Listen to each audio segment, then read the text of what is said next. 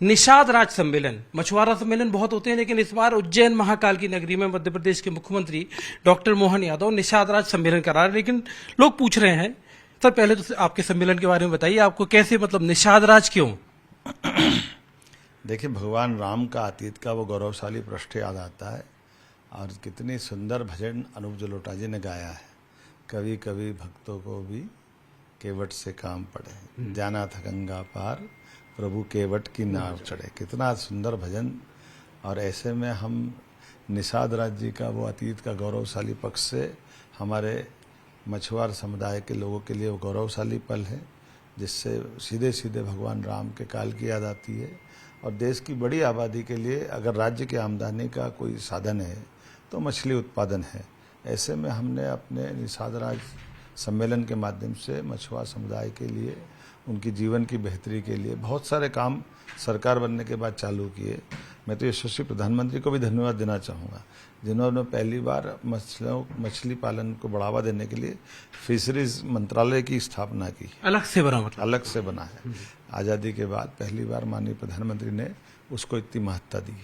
Sir लेकिन लोग मतलब सवाल तो ये उठ रहे हैं कि आपको बिहार का चुनाव आया, वहां पे निषाद समाज अच्छा खासा है, 10% आबादी है, 45 सीटें हैं। ये चैनल की हमेशा कमजोर पक्ष रहता है, हर चीज को चैनल अपने एंगल से जोड़ता है। मैं बड़ा इस बात की निंदा भी करता हूँ।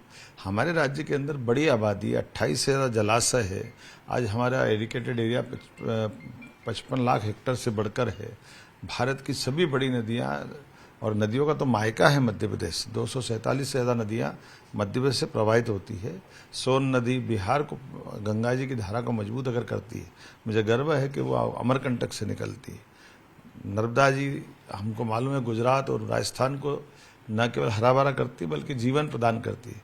मुझे गर्व है कि वो मध्य प्रदेश से निकलती है। चंबल यमुना के माध्यम से गंगा की धारा को मजबूत करती है। मुझे गर्व है कि छिपरा की धारा आगे चंबल को, चंबल से गंगा जी तक जाने की यात्रा हमारी छिपरा जी के माध्यम से होती है। अर्थात गंगा बेसिन की सभी नदियां मध्य प्रदेश से जुड़ती हैं।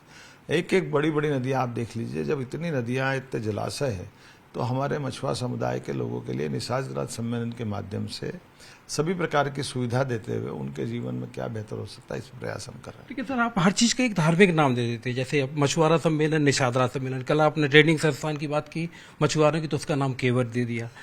आपको नफरत क्या है? ये भारत देश है, ये पाकिस्तान थोड़ी है। हमारे अतीत से हमको गौरवशाली, और माननीय प्रधानमंत्री जी कहते हैं विरासत से विकास की ओर है, तो निषाद राज बोलते ही हमको ध्यान में आ जाएगा कि केवट समुदाय के आदि पुरुष का हम नाम ले रहे हैं। तो ऐसे महत्वपूर्ण अवसर पर इनको स्मरण करना चाहिए। मुझे गर्व है, आज ही हमने अपने विद्यालय का लोकार्पण किया जिसका नाम सांदीपनि किया। अब महर्षि सांदीपनि से बड़ा उत्कृष्ट कौन आचार्य हो सकता है, जो अपने शिक्षकों की देशभक्ति के बलबूते पर अपने बच्चों को दाव पे लगा करके, लेकिन भगवान कृष्ण और सुदामा की शिक्षा दिलाते हैं। ये एक गौरवशाली अतीत है, इन सबको स्मरण करना चाहिए। बच्चे कह रहे हैं कि डॉक्टर साहब कब बनाएंगे उनका मछली घर? मछली घर भी बनेगा और मछुआरा समुदाय के लिए प्रशिक्षण संस्थान भी बनेगा।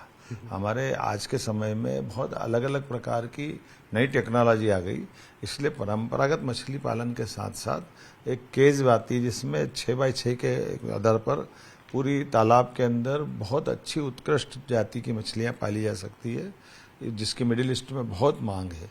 ऐसे कई प्रकार के प्रयोग हम कर रहे हैं, जिसमें हम अपने मछुआरा समुदाय के लिए मछली उत्पादन को भी बढ़ावा देंगे, उनकी आजीविका के प्रबंधन भी करेंगे, और सरकार उनकी आर्थिक समृद्धि का मार्ग भी खोज रही है। तो जाना था गंगा पार, प्रभु केवट की नाव चढ़े। मध्य प्रदेश के मुख्यमंत्री डॉक्टर मोहन यादव पहली बार उज्जैन में निषाद राज सम्मेलन कराते हुए। कैमरामैन शरद कपूर के साथ मनोज शर्मा, न्यूज़ 18 इंडिया।